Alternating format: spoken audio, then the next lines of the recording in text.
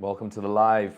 Today we're going to be talking about healthy masculinity and what the hell that even is, because that sounds pretty vague. Like, what could healthy masculinity be?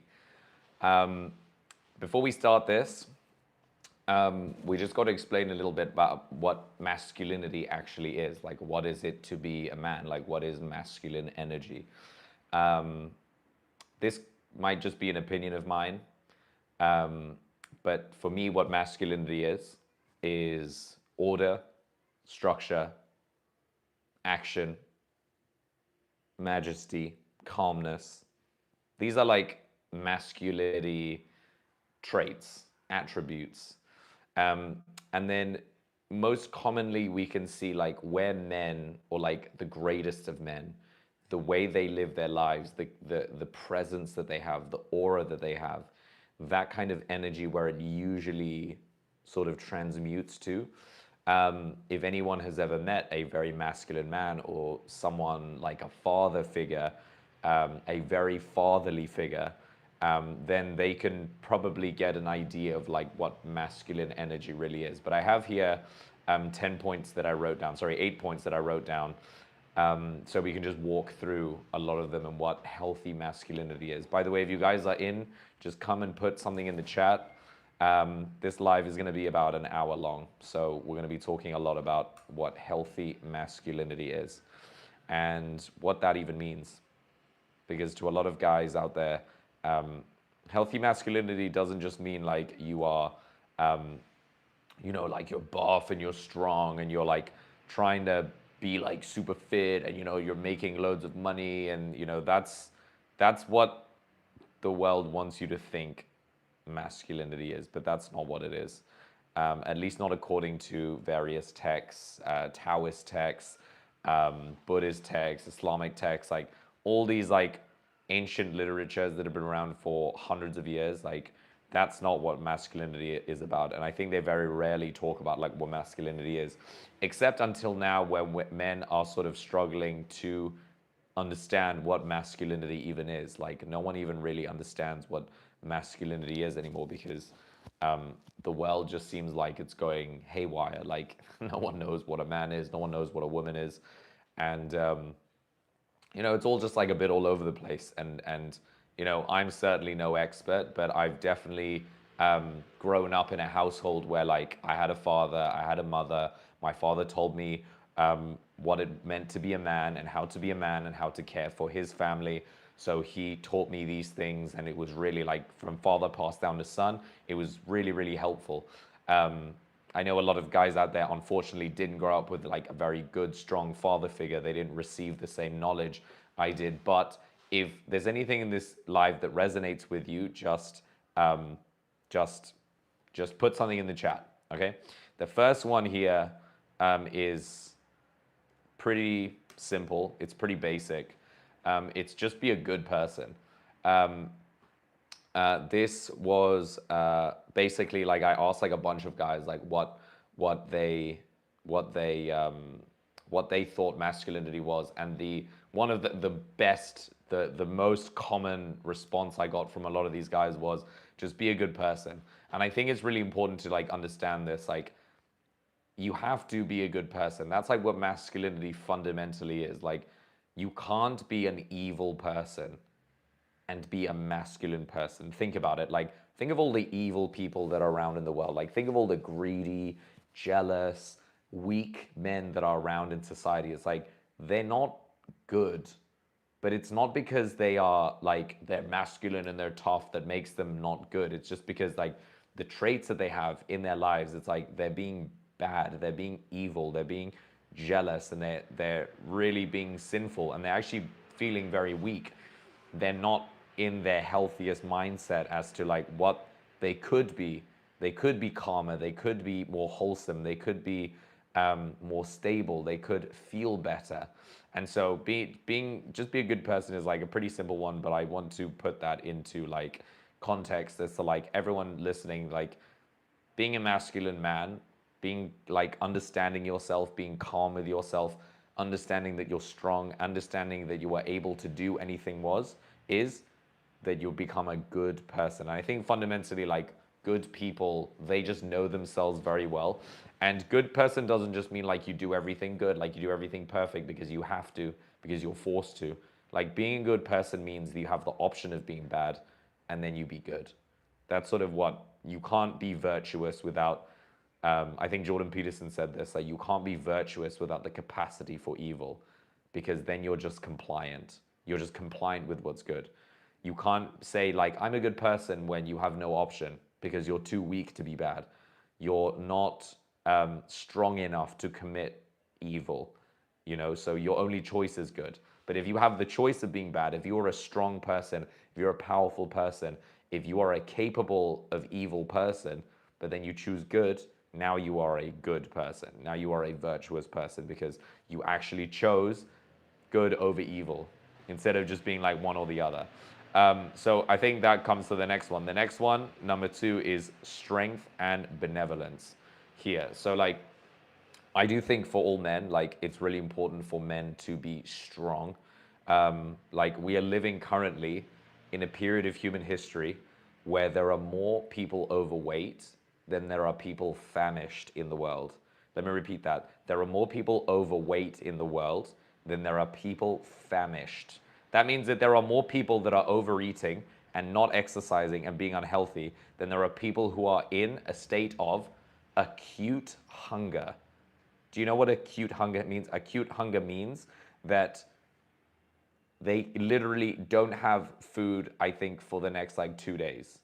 That's what I think acute hunger means, or 3 days or something, which is wild. Like that's pretty wild in it to me. By the way, if you guys like this content, like you guys can join my school community. I go live every single day and we talk about healthy masculinity. We talk about semen retention. We talk about all things male and like male vitality. I really want to come on and talk about like supplements and stuff one day. But it's just, I don't want to recommend like supplements because I'm not a doctor. But these are supplements I took my whole life. So maybe one day I'll share them with you guys. But for now, we're talking about healthy masculinity and what that actually means. And if you guys are in here, put something in the chat. What's up? Kelame. What does that mean? I don't even know what that means.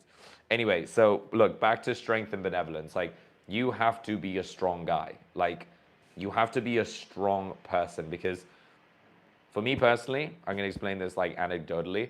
Like there were so many things I was able to do in my life from just having like a strong body, from having a strong will, a strong character, meaning like I set boundaries in a very strong way with people and with myself as well.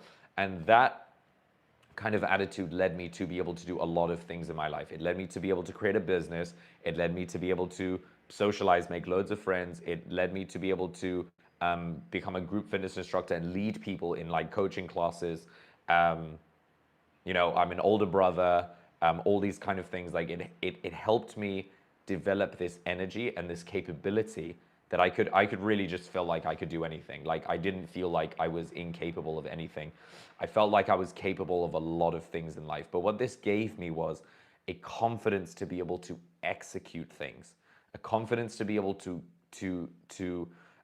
go through life, you know, in like a sort of fearless way. But it also gave me a lot of confidence to be able to give to other people because I was able to set boundaries with myself so strongly that even if I was giving to people and they were taking advantage of it, I wasn't going to feel weak and stupid in that moment. I would tell them like, hey, if you're taking advantage of this, like maybe let me give it to someone else. Because if you're just going to be greedy, let me give it to someone else. And I was able to set these boundaries with people throughout my life because I had this strong character and strong will. And I wouldn't say this all came from having like a strong body, but definitely having a strong, fit, capable body allows you to move with a speed that gives you a much better confidence. You know, like there were so many times where you have to lift things, you know, fight someone. There were occasions where I had to fight people. There are occasions where you have to demonstrate a level of strength that if you are unable to prove yourself in those moments, what you're going to confirm to yourself is that you're weak, you're incapable, you're not strong. And I don't think that is a very healthy mindset for men to adopt because I think men should feel strong. They should feel powerful. They should do things only that make them feel more excellent and more powerful. That's my personal opinion. Um, Excellence and power. I think men should be chasing these two things their entire lives. Excellence, power, and good manners. I do feel like that's also a very, very important one. So strength and benevolence is for me a very, very important part of healthy masculinity, to be honest. And then the next one, let's see where the next one is at. The next one is emotional maturity. Why do you have to be emotionally mature when it comes to being masculine? Well, basically, emotional maturity is like, think about it like this, like when you're a kid, when you're a child, and you can't control yourself, like you literally can't control your emotions. You get mad, or you, like your older brother beat you on a PlayStation at FIFA or something, you start throwing stuff, you start breaking stuff because you're so emotionally compromised when you're a kid. Like you don't know how to get that anger under control, you don't know how to get that frustration under control. And so you end up just being like emotionally very chaotic. And if you take that, like if you take those emotions into adulthood, it becomes very, very chaotic. Like I think there is nothing more destructive than an emotionally compromised man. Truly, I think emotionally compromised men are very, very dangerous. Very, very dangerous. Even I would say, like, even on the extreme, like if you suppress emotions as well, that's also it. Like a man should be able to express himself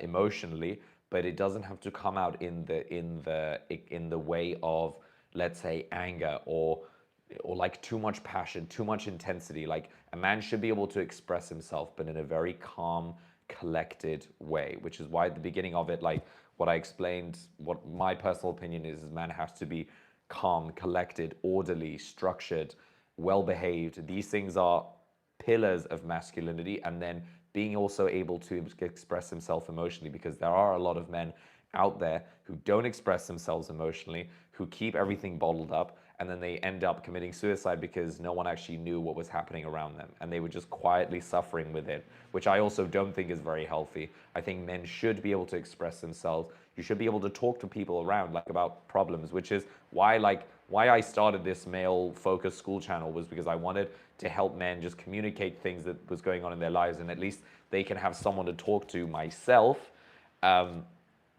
um, myself, which they can just talk to if they want to talk about, like, porn addiction, or like they want to do semen retention, or things that are very personal that guys don't always open up to each other about. They can. And I think we are entering an era where men are starting to open themselves up a little bit more. Like they're not so like patronized for being like pussies when they're like opening up about uh, their emotions and stuff. I do definitely think like guys take it a bit far and they start like crying and they start like doing this, all this stuff. Like it's like very like, I don't know, it's very for me, it's very like egotistical when guys start like crying together and all that stuff. It's like men should be able to open up, but still carrying that emotional control, because I think that even like you can be vulnerable with someone. Being vulnerable with someone doesn't mean you're being weak.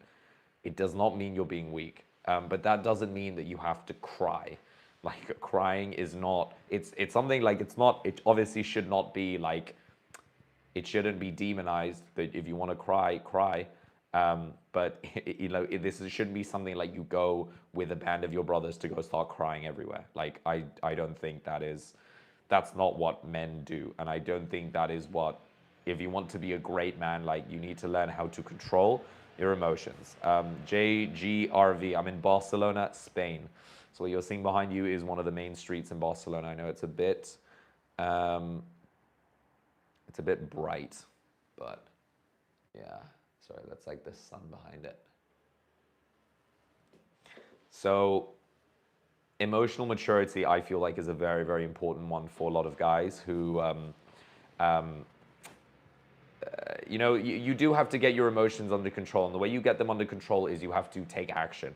You can't just sit around and be like, oh, my life sucks, and like I'm just doing the same things again and again and again, and nothing's gonna change. Like, you end up putting yourself in a pit of like in a state where you just constantly think that the way things are the way things are always going to be, and that's not true. Like a man can always change his life at all times. A man can always, always, always change his life.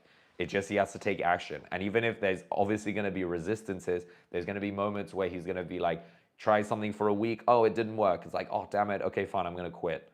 But then it's like, no, you have to keep going. And if you think about it, that is also an emotional maturity that a man has to develop.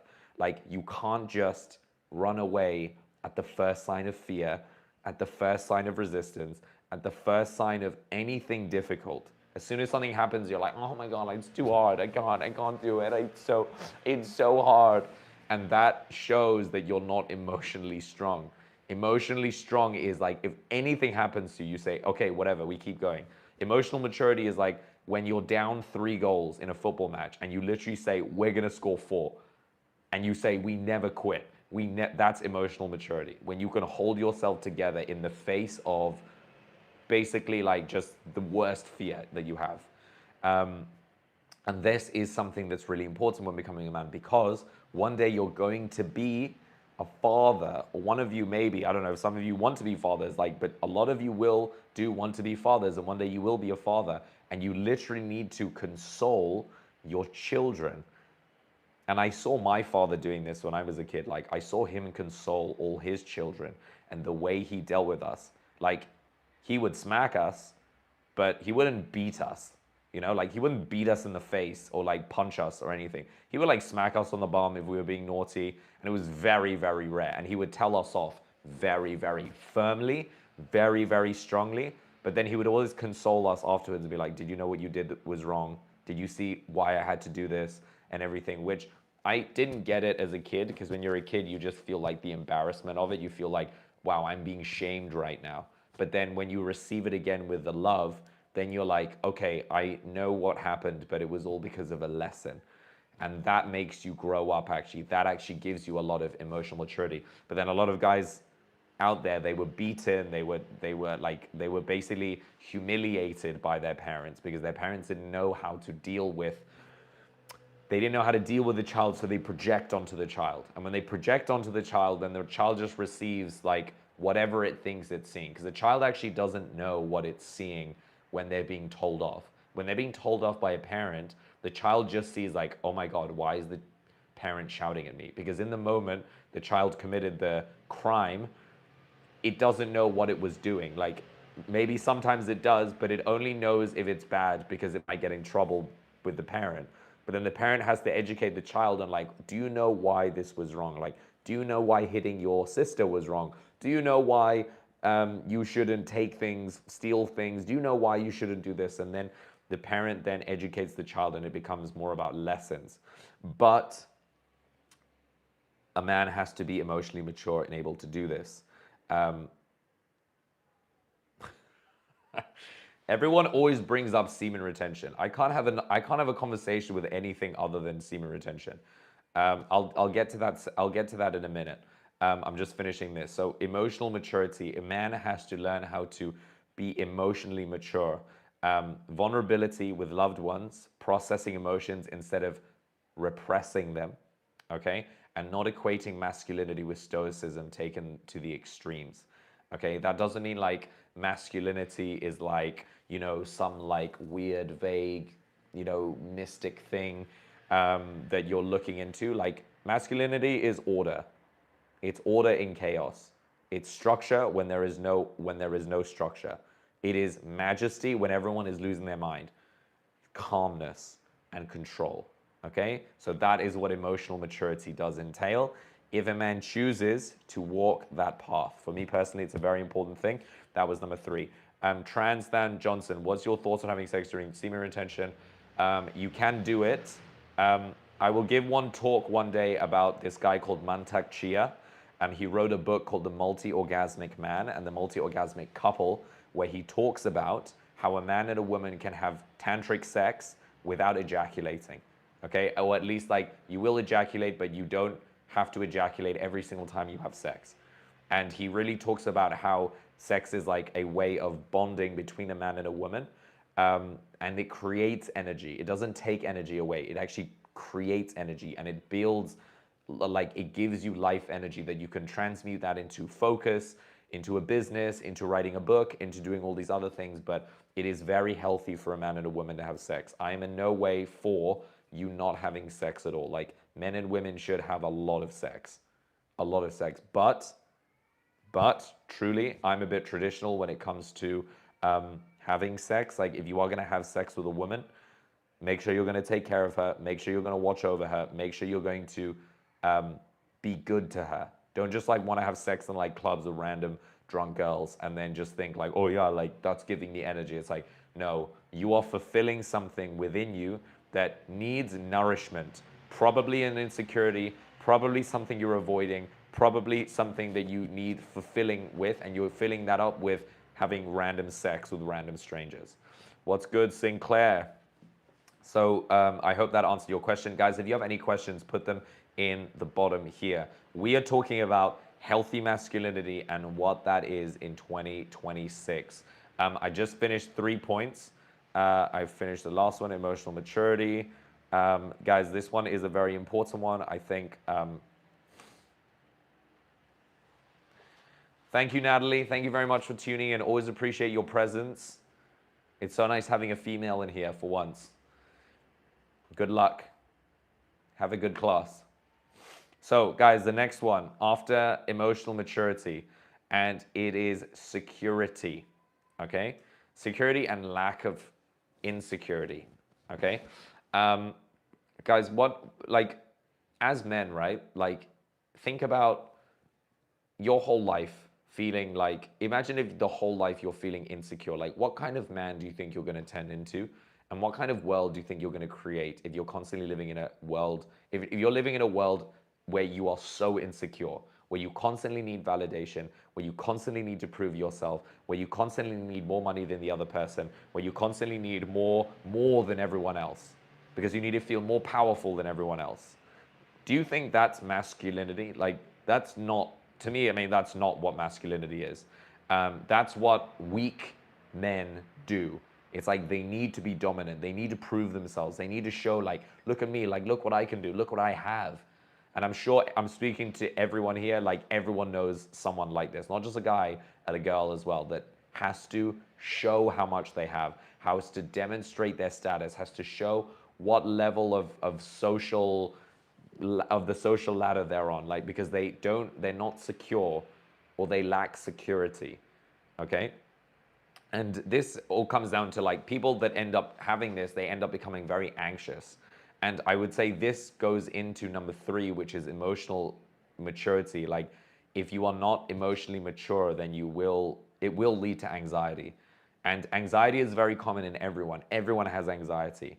But everyone knows pretty much now why they have anxiety. Like, most guys watching this, like, if anyone here is over, I don't know, or at least like around my age, like maybe like 27 to past 27 onwards, like, you know why you're anxious. Like, you know why most kids now, Gen Zs, are so anxious. It's because they don't know how to manage their own self-image, because they attach their self-image to social media. And social media is probably one of the most destructive things for the human psyche ever, like ever, that's ever affected this many people, and that continues to affect this many people, because it changes your perception of what is real and what is not real. It makes you think that your online persona is real and the real life you is not real. Well, not that it's not real you in real life, but the one that's online is so important that it'll actually take away the presence that you need for the current you. Everyone knows this. Like, this is like common knowledge. Every single human being knows this now. Everyone knows social media is destructive. Everyone knows they get like drained if they do if they're doom scrolling, if they spend too long on social media, if they watch porn. We all know this. Every single person, even people who don't know they have this problem, they watch porn and they're like, I shouldn't be watching porn. Like, and even if you're not thinking that in the moment because you're so excited, when you finish jerking off and you finally ejaculate, you are literally going to be like, oh my God, why did I do that? Like, why the hell would I do that? And that's really important to understand where all this stems from.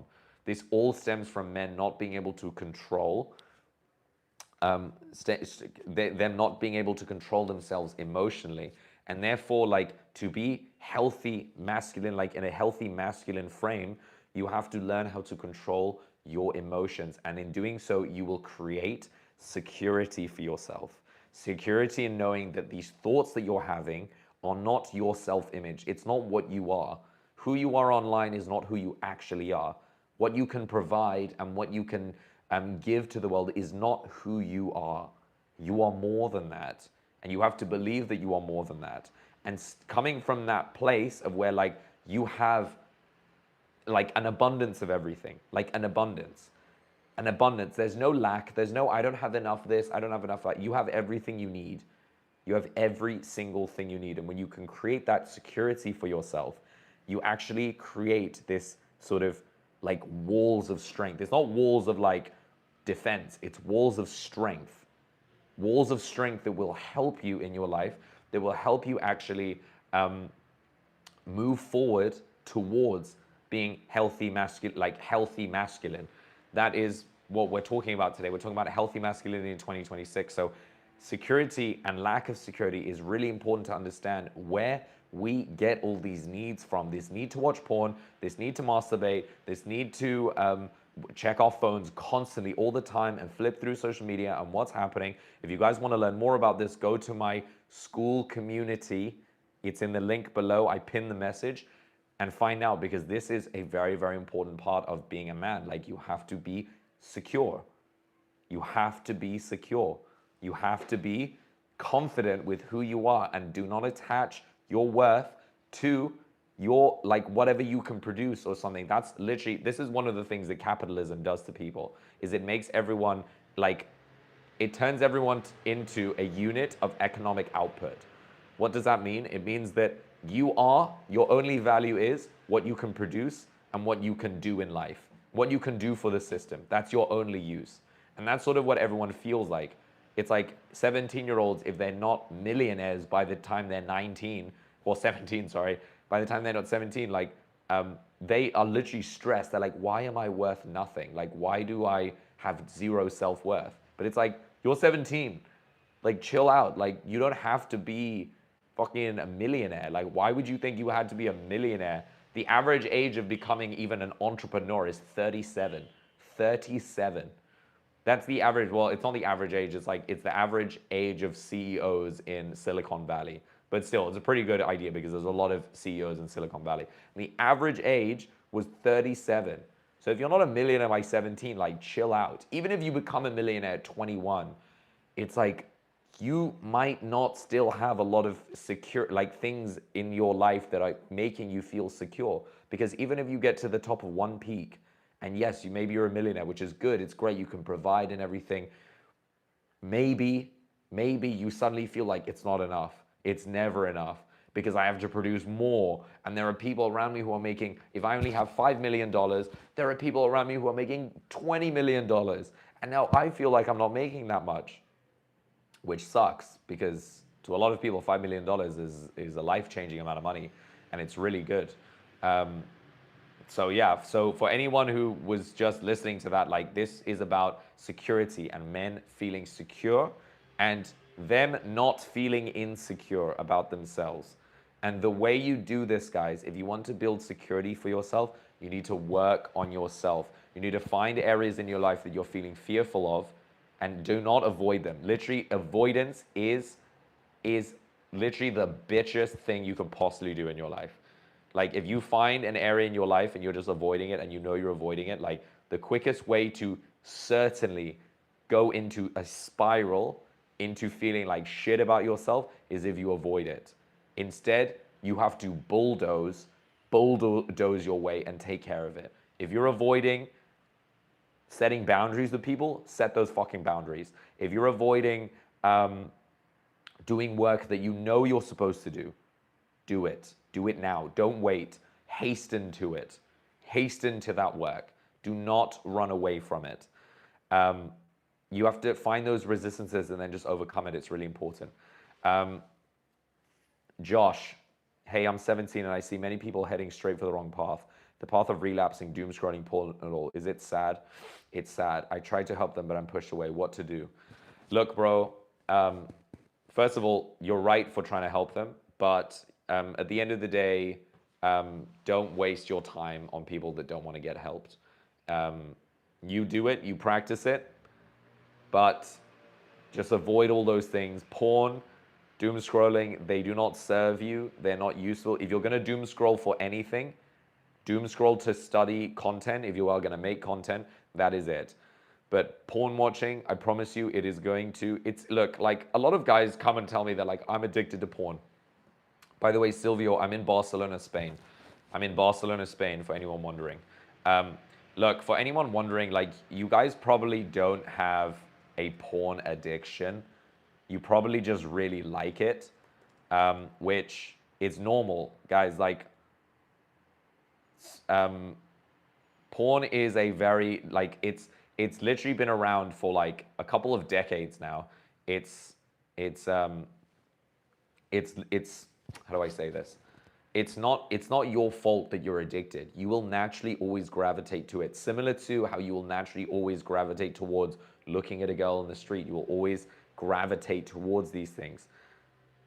What do you say when you like, okay, I have an urge to do that? You say like, I'm not a slave of this fucking urge. I'm not just gonna give in every single time I have this urge. Like, oh, I want to watch porn. It's like, it's a normal urge. It's fine. It's like, don't make it into such a big thing. But just say to yourself, I'm not gonna let this fucking urge control me. I'm not gonna be a slave of this mini little urge that I have that is actually, it's not the urge that I have. It's because I'm avoiding something that I know I'm supposed to be doing. You want to read more? Oh, I avoid it watching porn. I want to learn more? I avoid it by watching porn. I want to build a business because now I have every tool online, including AI, to build a business. Boom, I want to watch porn. You want to go out and socialize, but you might get rejected by girls and the night might actually be really shit. Go watch porn. It's like we use this to avoid things that we know will improve our life. Um, that is really, really important. Silvio Campos, what do you think about invasive tourism? Do you want to know something personally? I think that Europe, everyone is always complaining about tourists. Everyone is complaining about the prices going up because tourists keep buying houses and stuff. But I honestly, having lived in Europe after living in Asia, which Asia is like amazing if you want to start a business, it's very competitive, and Asians work 10 times harder than Europeans. But in Europe, no one wants to work, first of all. No one's having kids. So imagine this, like imagine for every two parents, there's one child. That means if you took 55 million Spanish people, in one generation, they would become 27.5, sorry, I was doing some math, 27.5 million. From 55 million to 27.5 million. So imagine that. And in two generations, that goes even more. So in two generations, it could go from 55 million to 27.5 million to quick math.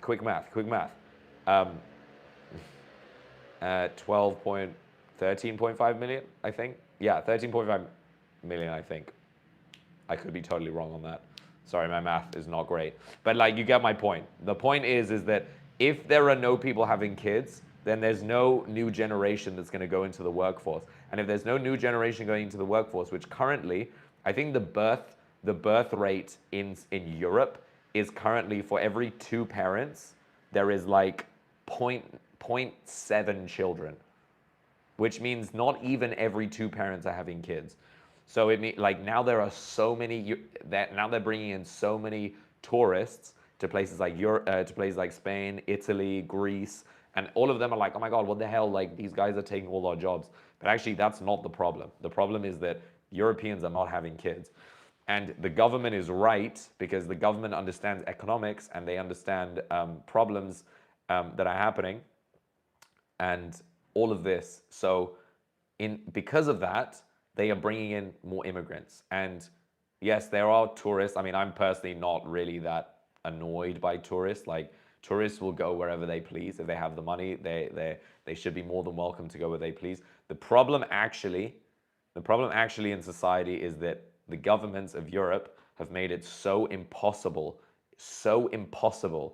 to create businesses. And so therefore it's so impossible for Europeans to actually thrive. Because I mean, coming from Asia, I used to live in Malaysia and Kuala Lumpur. It is so easy to open a business. Like, it's so freaking easy. It costs you like the equivalent of like $30, and you've already got a business and a bank account, a business name and a bank account. And now you can start invoicing people. Even if it's a sole prop, to open a business here in Spain, it costs you at least like, I think like 600 euros or something just to set it up. Just to set it up, which like not a lot of Europeans have 600 euros. And yeah, but like 600 euros is like, I think like maybe $750. Um, and that's a lot of money. I mean, to a lot of people, it's a lot of money. It's just an unnecessary fee. And then the taxes are insane. Then people that spend money here, like not a lot of people spend a lot of money here, which sucks. So Europeans are just boxed into like a little corner where they don't really have a lot of options. And so they have to accept all these immigrants, or else they're just gonna, there's going to be no one in the workforce, and then prices are just going to keep going up, because actually Europeans don't really want to do like shit jobs. They really don't want to do. They don't want to work in factories. They don't want to. They don't want to do things like plumbing. They don't want to. They don't want to work like Europeans. Like Asians, it's such a contrast coming from Asia, because Asians love working. Asians will work their ass off. Um, Europeans will just. They will find any excuse not to work. I mean, for anyone who's actually living in Europe, um, you know, they know what I'm talking about. You know that what I'm saying is like Europeans, they just do not want to work at all. What's up, Shani Michal? Is everything all right with you? Yes, everything's good, bro. Thank you for tuning in again. Thanks a lot, bro. I find real brotherhood because of this practice annoying as fuck, seeing people just shove down dating down my throat. Yeah, bro. Josh, listen, like, you just do you, bro.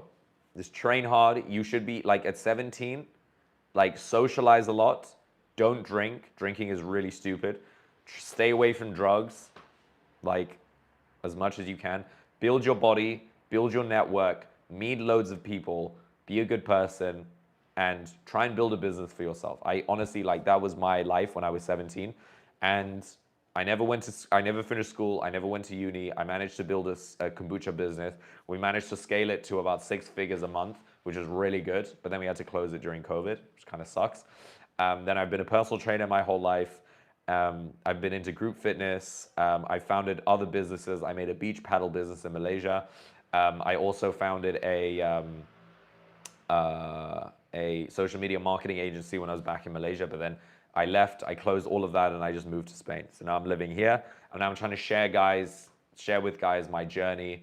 By the way, guys, I always tell you that I started a business in of these beach paddles, but I actually wanted to show you, so it like just to prove that I'm not bullshitting and I'm not lying. It's a tiny little business that I founded, but you guys can see here. I'm going to share it on the thing. It's called Ivy Sweat. I closed it down already, so I'm not really selling, but it's pretty sick brand. Like, I created this in Malaysia during COVID, and it was basically, I used recycled wood to create beach paddles. And yeah, you guys can check it out. I honestly think it's sick. I actually would love to do this again. It was such a fun project, and it's honestly such a fun business to do. Then let me find my other business that I closed down. So I'm just going to prove to you guys that I'm not bullshitting about all these businesses. So this was, here we go. This is my other business. This is my kombucha business that I founded. It was called Cha Cha Kombucha. Freaking good name. What is the reason you chose to move to Spain? Okay, crazy inside. Do you know, like, so I've been working as a coach for the last 5 years of my life. If any of you guys want to come do a coaching session with me, you can click the link in my bio. Although if you flake, I'm gonna make you pay me. Basically, when living in Asia, you know, when you live in the same place for so long, and I had lived in Malaysia for like 14 years of my life, you start to feel like you are just living in a place because that's where you live. Like, that's where you're meant to live. That's just, you wake up every day, you put on the same pair of shoes, you are the same person you are to everyone, and you feel like there's more. Like, at least this is how I felt. Like, there was always more in my life. Like, I was worth more, I could do more, there were more things out there. And so I had done, and I had pretty much done everything in Spain, in Malaysia. Sorry, I had opened a business. I was a personal trainer. I knew like pretty much everyone in like society in the city there. Um, and then just like I wanted to live outside of Asian culture because Asian culture has this like really like collectivist mindset.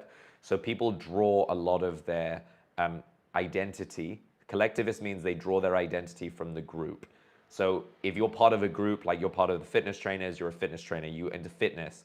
If you are part of the cooking, the people that cook and they're into, cooking and foodies and stuff, it's like, okay, you're part of them. And then people draw their identity from these things that they're doing in their life. But then that leaves the individual sort of excluded. If you want to go against the group, then you sort of get exiled from the group. And then, so I wanted to live outside of that way of thinking. And then, so I moved to Spain.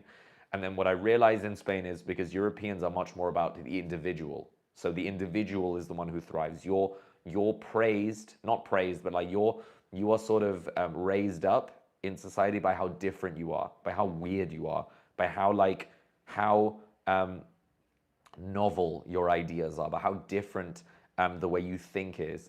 And that's what I really liked. And that's why, like, living here, I was like, it's really nice. It's definitely like I had to bring my life, my living sort of my living quality like down here. But the happiness went up so much more. Like I have so much less money than I did when I was in Malaysia. I was earning a lot and I had a really nice car and I was really, really having a good time. But then I was always really upset. I was like, I want to see what else is out there. Even though I appreciate all the things that I learned, all the lessons that I had, it was something that I just wanted to go and live somewhere else and see what that was like.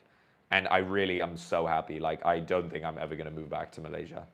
I think I'd move back to Asia, but I don't think I'd move back to Malaysia. Like that place where I was a kid, where everyone knows me, where, I made so many mistakes, where, people saw me grow, people saw me in my vulnerable state when I was a teenager, like all this stuff. Like, I think it's good to leave the place where you are so that you can transform into the new you, someone bigger, someone better. And it does actually kick you in the butt a little bit. It forces you to act. You can't just sit around and be like, yeah, I'm just gonna chill out and fall back on like who I've always been and what I'm so comfortable with, because that is, it's not healthy. At least I don't feel like. I feel like we are meant to travel and we are meant to go into new places and we are meant to develop ourselves. All men are meant to develop ourselves. So I would highly recommend it for anyone watching this, to leave your home country or your home city and just go somewhere random. I mean, Spain's not random for me because I'm half Spanish, but go somewhere just totally like new and just see how you do there. See who you can be there. See how you change. See how you change the way you talk. See how you change the way you communicate, how you are, all these things. Like, it's really interesting. It's really, really interesting. I met so many people, so many fun, exciting people since moving here to Spain. And I don't think I would really leave. But you guys, we're going off topic because what we're talking about is healthy masculinity in 2026. And I was stuck, I finished number 4, which was security and lack of security. Men need to have security in their lives. And that goes into emotional maturity. You need to be emotionally mature. You need to have discipline. You need to be a good person. And then this next one, oh shit, sorry, I double copied that. Let me just correct it. Okay. The next one is providing and protecting, but without needing to dominate. So what does providing and protecting mean? It means, okay, I'm just building up all of these things from like, basically the title of this is healthy masculinity. And I'm just showing you guys like pillars of like what healthy masculinity is. This is sort of like a healthy masculinity synthesis. Let me just copy paste that. A healthy masculinity synthesis. So providing and protecting without control, okay? One of the strongest recurring patterns, a healthy man doesn't need to constantly prove he's a man. Okay? He doesn't need to constantly prove he's a man. Calling yourself an alpha or a sigma, needing to dominate, being threatened by femininity. A lot of guys are threatened by femininity, and I'll explain to you the difference between the two right now. Mocking other men for not being masculine enough. This is a very weak thing because it involves you projecting onto other men, and it doesn't serve you or it doesn't serve the other men. The only thing it serves is your ego and You know, you have to check yourself as to why you would want to feed your ego. Being obsessed with status markers. A lot of men obsess over their economic output. They obsess over markers that make them seem like they are masculine and tough and strong. But actually, it's just fulfilling something within them that's missing. And those things, this is when it comes to lack of security. Remember those things. Providing and protecting. The traditional masculine roles still showed up frequently. Providing, protecting, leading, building, being dependable. Do you guys want to know one thing? Like, one of the best things you can become as a man is become dependable. Okay? How much of you in the chat hate a man who is independable? Like irresponsible, unreliable.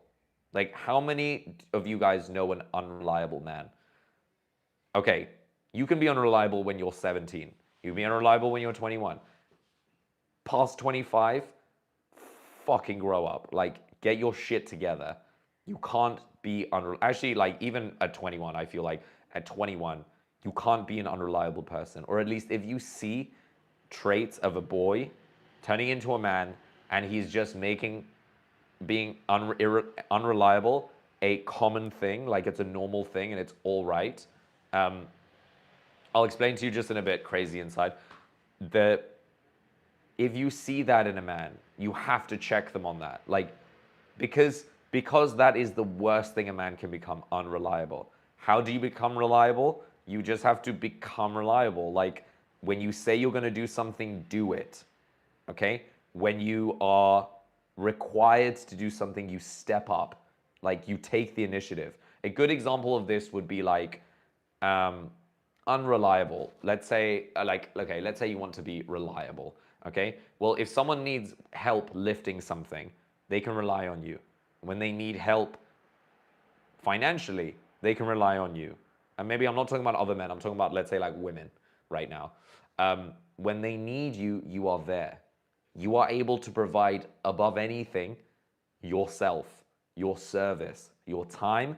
All of this goes into being reliable. But if you are someone who has no time, who has no strength, who has no security, or feels like you're getting taken advantage of, you won't give anything. You won't give time, you won't give space, you won't give words of affirmation. You won't give any of these things because you'll feel unreliable to yourself.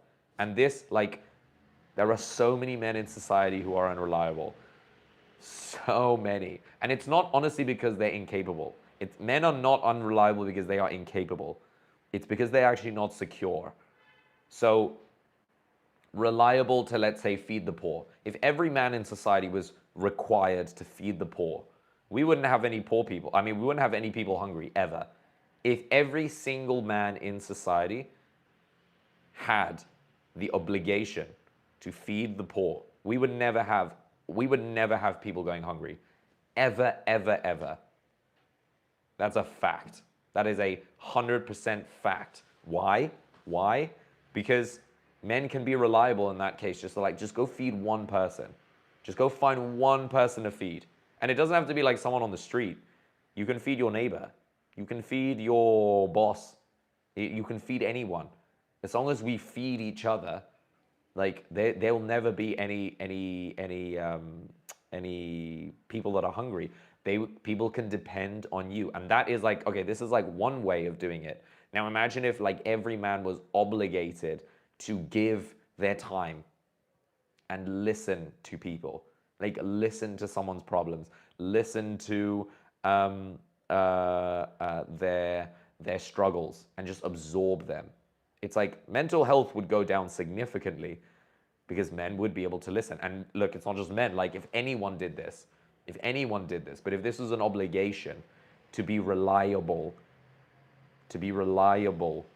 then it would solve a lot of problem in society. Like, the problem is that men are not reliable because they feel weak, because they don't feel strong, because they feel like they're getting taken advantage of, because they think, why would I give that person good things, like good words of affirmation, when what they actually need is just to get their shit together? Well, what you're doing now is you're projecting onto other people, because what you see they should do is what you think you should do. Anytime you say to someone, you should do this, what you're actually doing is projecting.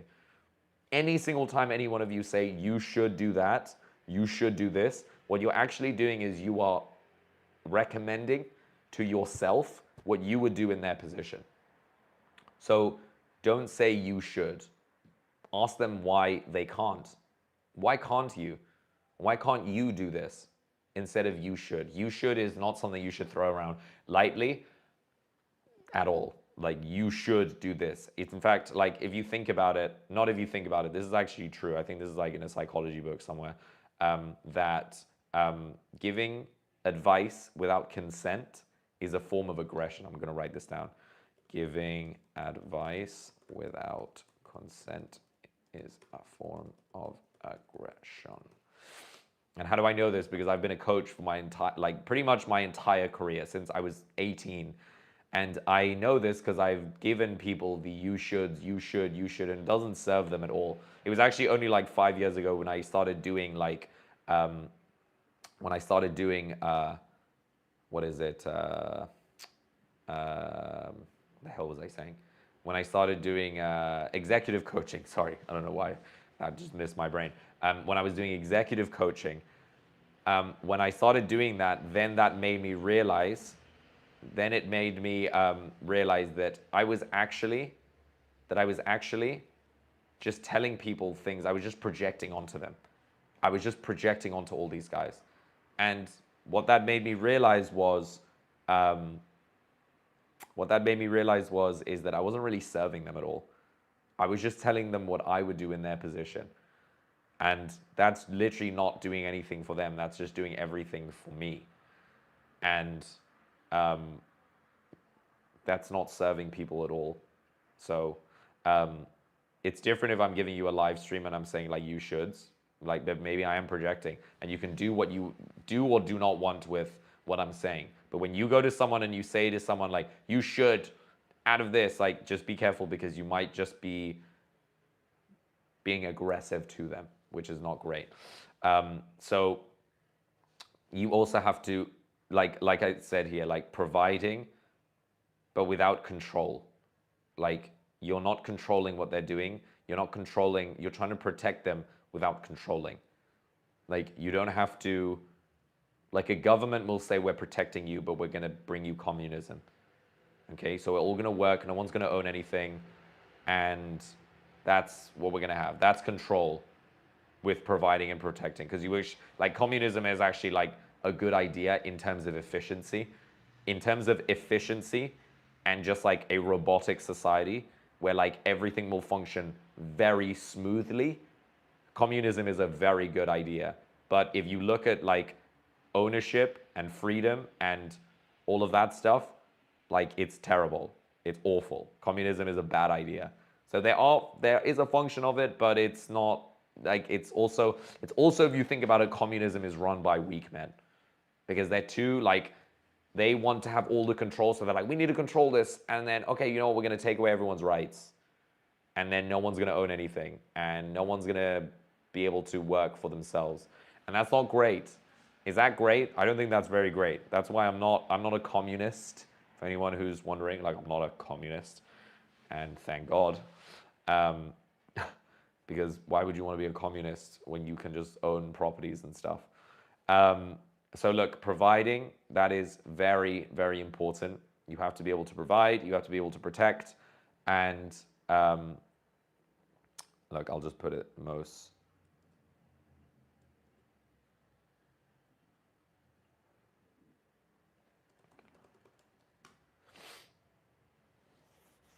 So protecting doesn't equal controlling, providing doesn't mean entitlement, and leading doesn't equal dominating. Strength doesn't equal aggression. Remember that. Guys, by the way, I'm just chatting away on this live, so if you guys want to comment anything, feel free. You guys can say whatever you want. I'm trying to go live every single day because I'm trying to add value to everyone for free, because I'm such a giver, such a happy giver. And so the next one after providing, protecting, is not caring about masculinity at all. some men just don't care. They just don't, they're just like, I don't care about masculinity. What the hell is it? Well, it's like, look, if you're going to base masculinity off anything, base it off structure, order, majesty,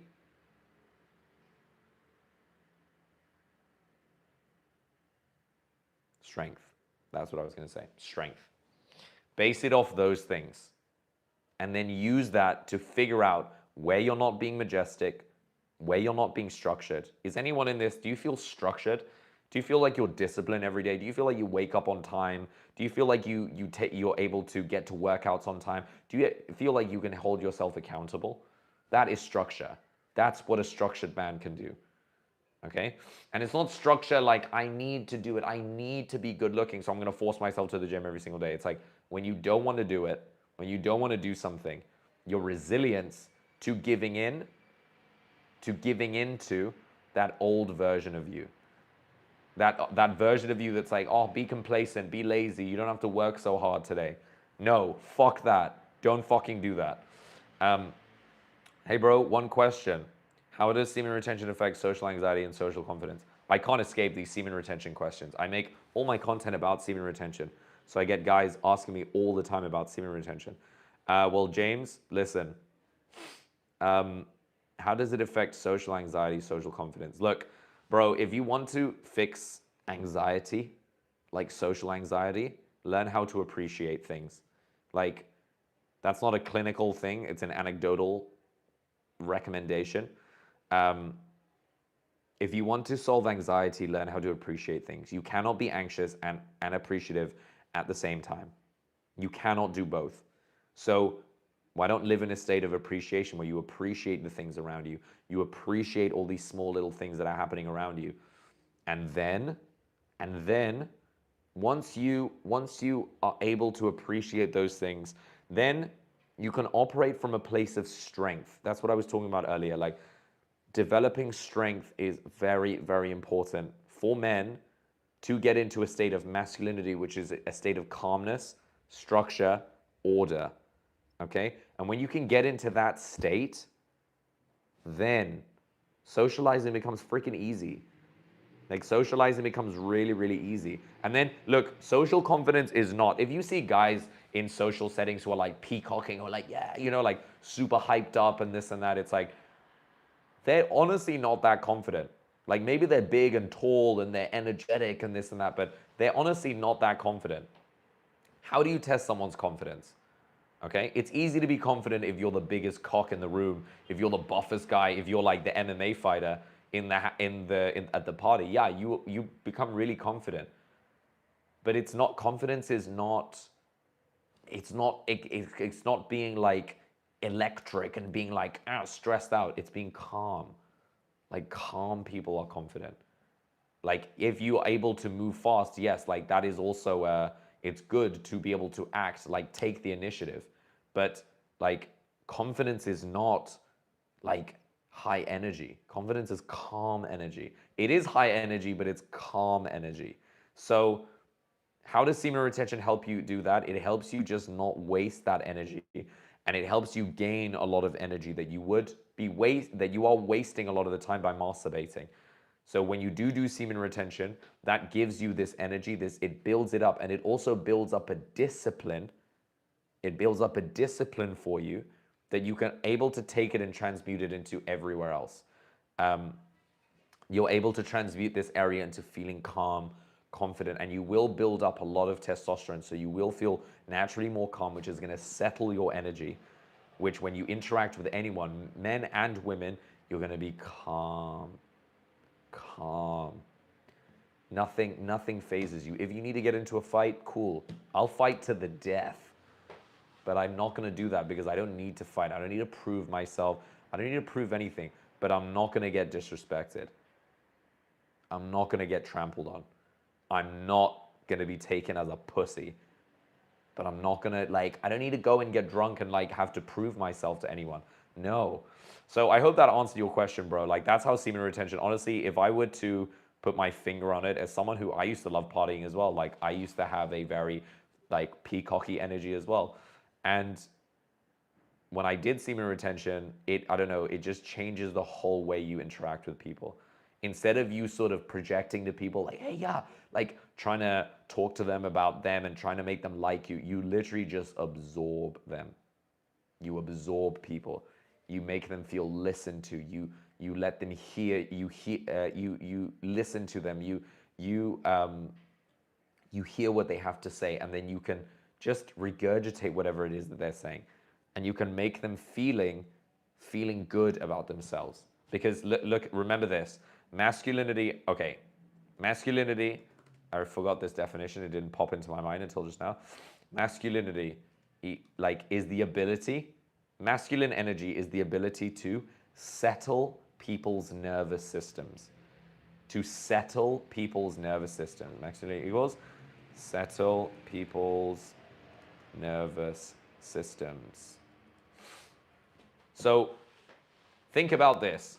Think about everyone you know who like is mean to their mom, who's rude to their father, who's stressful to women, who's shitty to their friends, who's just a very chaotic human being.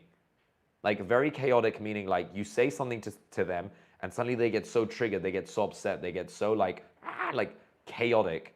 Okay, that is someone who unsettles people's nervous systems. That is a man who unsettles people's nervous systems, and they are dangerous.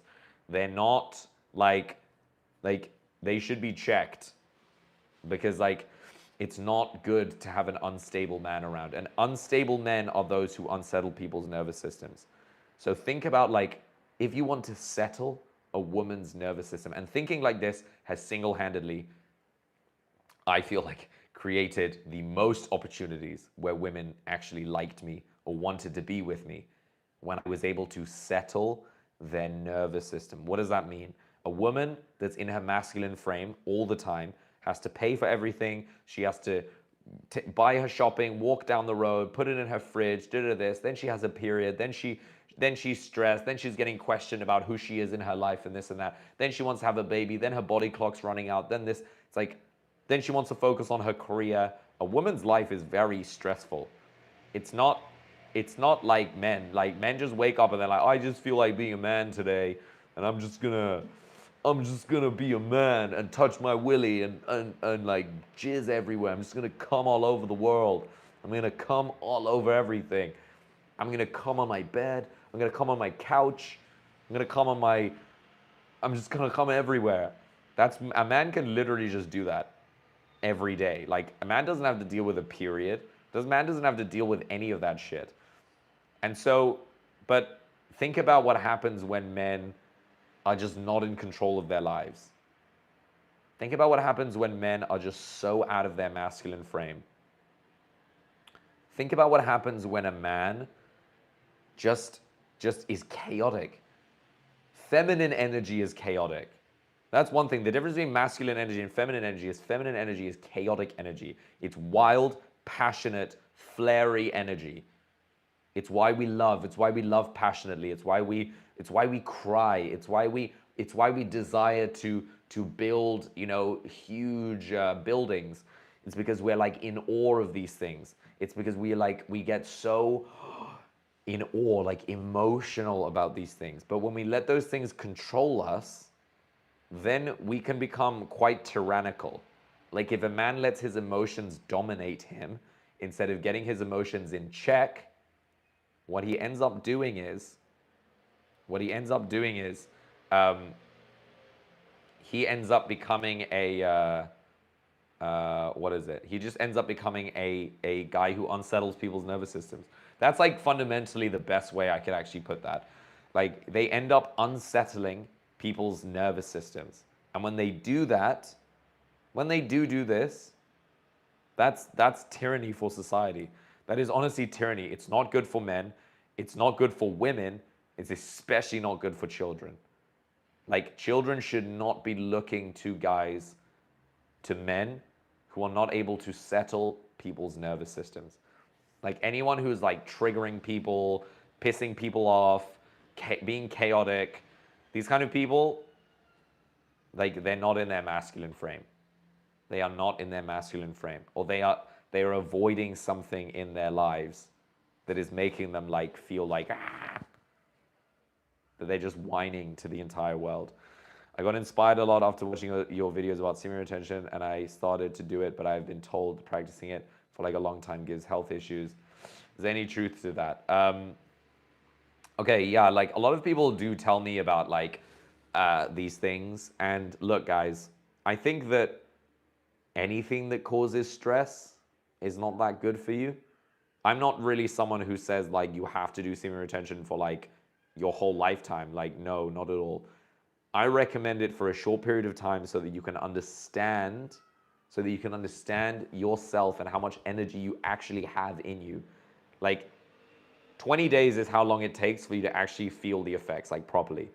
But then after that, to go to 100 days, like that means you're spending 80 days, like almost 3 months in a state of high energy, high motivated energy, and you just need to transmute it into building things, doing things for yourself, training, writing a book, I don't know, anything. Yo, me for you too. Bro, where you been? Where have you been, bro? I'm just talking to someone about like if you do semen retention for too long, if you do that for too long, yes, it can cause health problems. But I would also really, really look into, before any of that, look into your diet, look into the things that you have around you. If you like are like working around Wi-Fi, if you have all these things that are unhealthy, if you're putting chemicals on your clothes and then wearing them, you have to look at all of these things. Your body as a whole, it's like, it's so easy to say like, yeah, it's semen retention. And I'm 100% sure, because they always go back to prostate cancer. Everyone's like, yeah, semen retention causes prostate cancer. But it's like prostate cancer only showed up like 50 years ago. Like, I mean, showed up like properly. Like cancer in general only really showed up properly like, no, sorry, it's not 50 years ago. It was in 1950, so it was like 70, 80 years ago.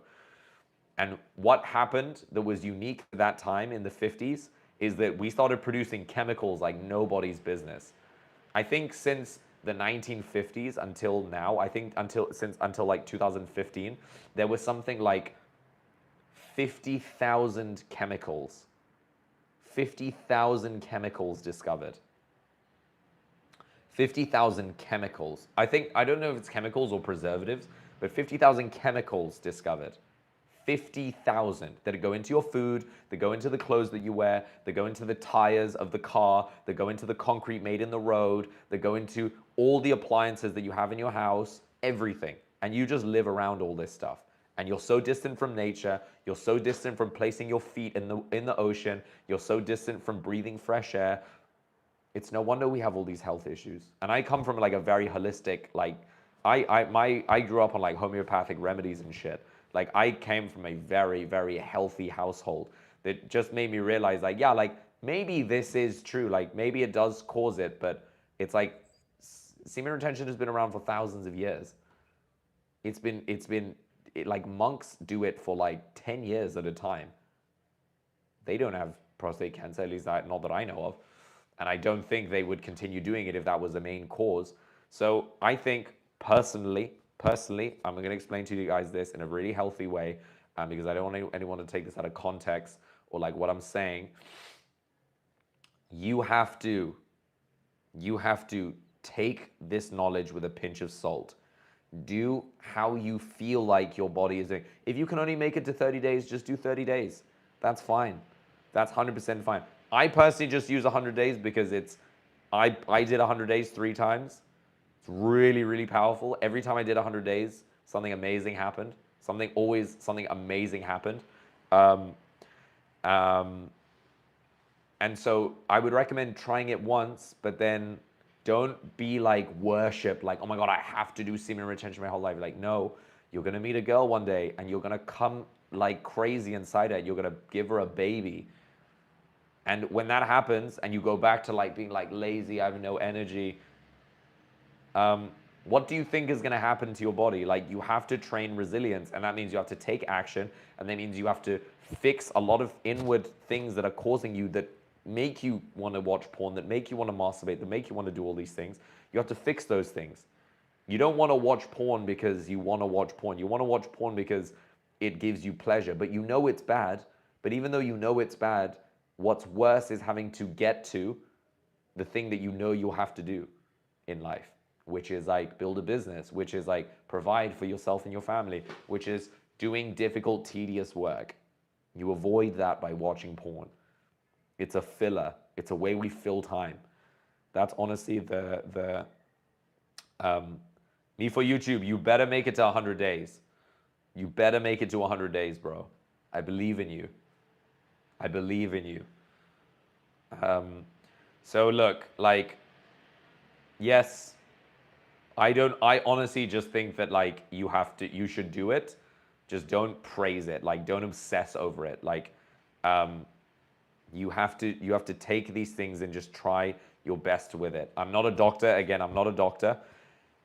I just think, for me personally, I take what doctors say with a pinch of salt and what Big Pharma probably said, which is like semen retention causes prostate cancer. Same way how like doctors demonize homeopathic remedies, but then it cures a lot of people.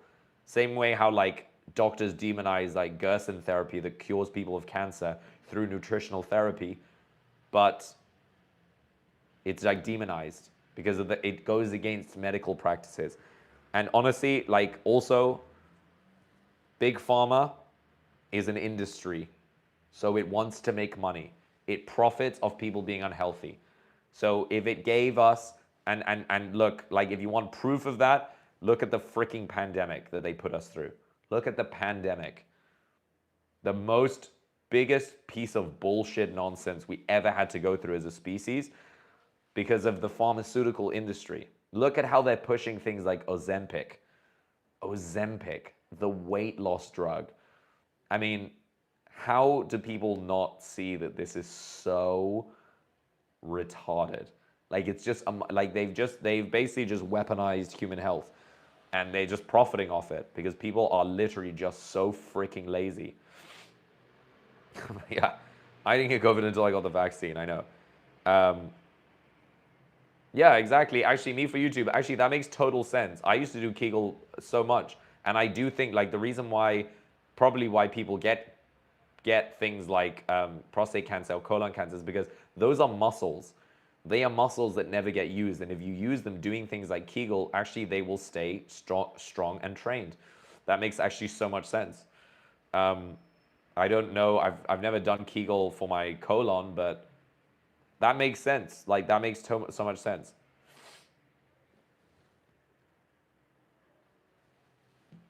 Bro, yeah, like James, I would recommend just trying it yourself. Like just try and see how it goes and what works. And I do think I do think I do seriously think that you will see massive benefits. I really think if you want, James, come and join my school channel because there's a lot of good stuff in there, including, guys, there's like tons of books as well that I've put in there that are seriously, I mean, it's free. I mean, I don't even know why I'm giving this all for free because it's literally, there is so much knowledge in this. I've literally been collecting books. Guys, I've literally been collecting books since I was like 17. I'll just share it with you guys right now. Look, let me just flip. I'm on the school channel. Look, male focused books. Yeah, I have literally books about everything. This is about productivity, mental health, male fitness and vitality. I've even got like loads of fitness books. Like here, there's a Navy SEAL training guide.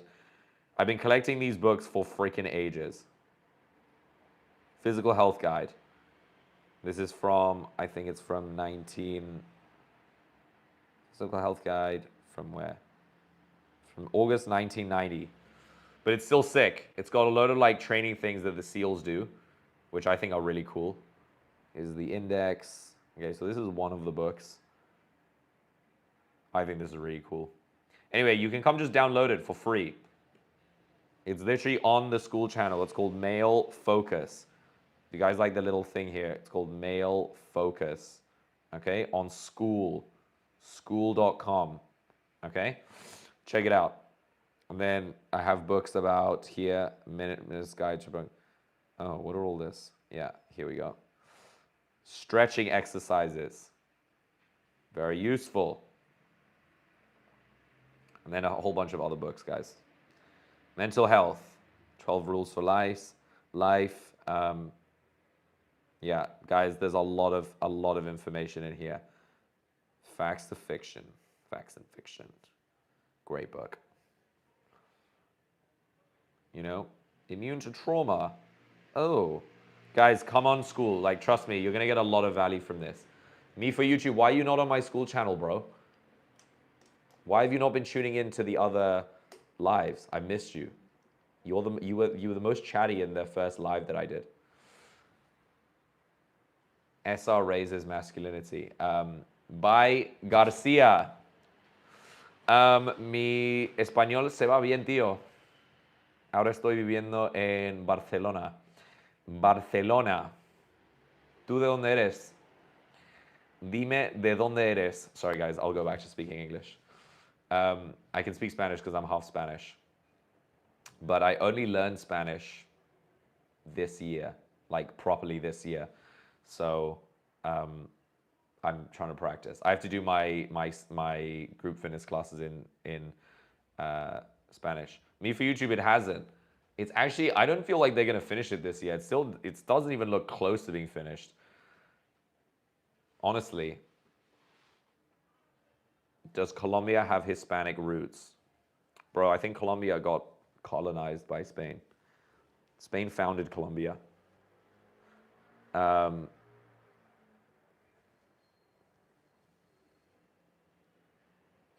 They say finished in US media. It's not finished, bro.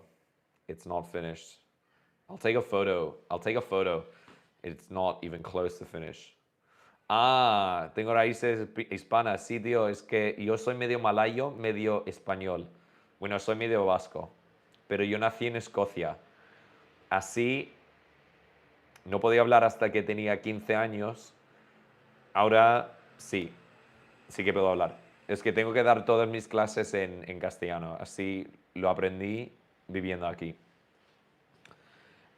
You guys, what we were actually talking about was healthy masculinity. Okay? Does anyone here know what the fuck toxic masculinity is? Toxic masculinity, which is the biggest piece of horse shit that you're ever going to hear in your life.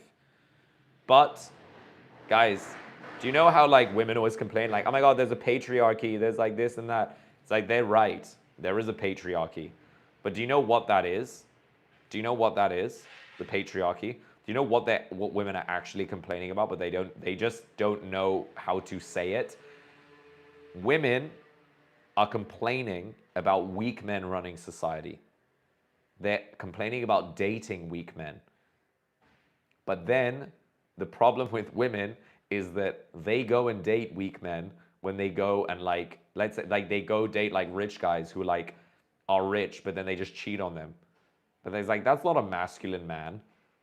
But you're not looking for a masculine man. You're complaining, but then you're just giving in. As soon as the guy gives you roses and gives you provision, you're like, oh my God, yeah, sure, I'll have a baby with him. Oh, sure, because this is what happens in society. Like, this is why, like, the men are the one who change society. The men are the ones who set boundaries for bad behavior. And me for YouTube, there is something wrong with cheating. That's why it's called cheating. If it's called something else, it wouldn't be called cheating. Cheating is wrong. Like, let's get one thing straight. Cheating is wrong. But I am totally for polygamy. That means if you want to have multiple wives. Okay? Multiple wives. I am not for cheating. Like, I'm not for like, yeah, you can have a wife and then have many concubines in secret. No, I think that is one of the weakest things you can possibly do. Go marry them. Go take on other wives. And if your wife complains, then it's like, okay, well then be a man. Like, be a man. Be able to handle more than one woman. Oh, you can't because you're not a man. Okay, you can't because you're not a man. So, like, man the fuck up. And if you're not, like, don't cheat. Because it's so easy to cheat. You don't have to even, you didn't even have to get married. The thing is, for me, for YouTube, is cheating will never stop. Like, if we are able to cheat, then it's like, why would we even get married? Why, honestly, would you get married? And then this whole structure of society falls apart, which, like, marriage is a central part of being a man. It is a central part of being a man. And if that falls apart, then the family falls apart, and then raising of children falls apart, and then the safety of women the safety of women falls apart. Then the stability of children falls apart. And it's because men do this and they don't commit to keeping that structure. Marriage is a social construct, but it is meant to protect men, women, and children, families bonding, families creating other families, other communities, families creating trade. That is the sole function of marriage. And if we just cheat, that goes out the window. So if you are going to have multiple women, marry them. That I'm totally for. But if you can't do it, then figure out a way to do it. Be a man. Real men have more than one wife. I read something the other day that said that that monogamy is actually misogyny. Because a man should be able to have multiple wives. A man should be able to have multiple wives, but what that means is a man has to provide for multiple women. He has to have children with multiple women. He has to take care of multiple women. He can't just be like here and then, I want to have sex with, and it's like, honestly, if a man is a real man, he doesn't even want to go have sex with loads and loads of women. Like, I mean, not loads and loads of women, but just any old woman. Because the reason why men want to have sex with loads and loads and loads of women and every woman they set their eyes on is because they want to fulfill something within them that's missing. But if a man is truly a man, he's filled himself up. That sounds so wrong. He's filled himself up. He's jizzed inside himself. He can validate himself, so he doesn't need to be filled. He doesn't need to fill himself up with anything in that sense. So remember that, like, that's a very important thing to take note of. Like, cheating is called cheating for a reason, or else it would be called something else. It would just be called, it's called infidelity. And that's not a good word. And there's a reason because of that, because it is not right. And every guy knows it's not right. It is not right, because it does involve you having to lie to someone. And lying is not good. At least lying like that. If one day your wife asks you, like, do you love me? Like, have you ever cheated? And you're like, yeah, no. It's like, okay, yeah, you just lied. And it's like, you can say, oh, that's fine. But I personally don't agree with that. But look, at the end of the day, me for YouTube, it is something that guys make into very normal, but then I would also question the state of masculinity nowadays. Look, these are the most common traits, real life traits mentioned for like a masculine man.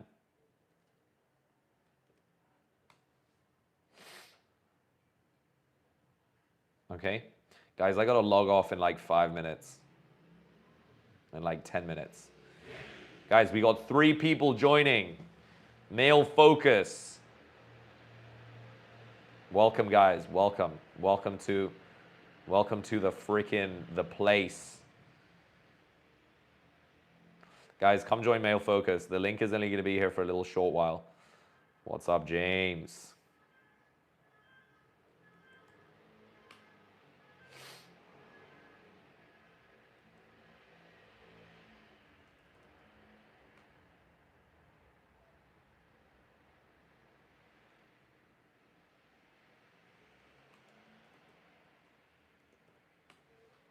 Do you guys have any more questions? Healthy masculinity, I feel, is weaving a genuine funny nature to you. Yeah, interesting. That makes sense. Genuine funny nature to you. I think that, as when men become like very calm and collected, I think you naturally become very witty. At least for, like, I've known a lot of very like masculine men who, like, I don't know, there's something about them. You're right. There is this sense of like, they are very funny. They are very able to just be like, and I do think it's because, like, when a man is truly masculine, he's so confident and comfortable with himself. And when someone is confident and comfortable with themselves, they are able to transmit, like, they're able to just be silly. And it doesn't matter because it doesn't take them out of their frame. And when they need to be serious, they're serious. But when they want to be funny, they can just be funny. And in doing so, I feel like that is a method of calming people's nervous systems. When everyone is stressed, when everyone's anxious, um, I do think that that is fundamentally a very important part of like settling people's nervous systems. Masculine men settle people's nervous systems. They settle people's nervous systems. They settle women's nervous systems.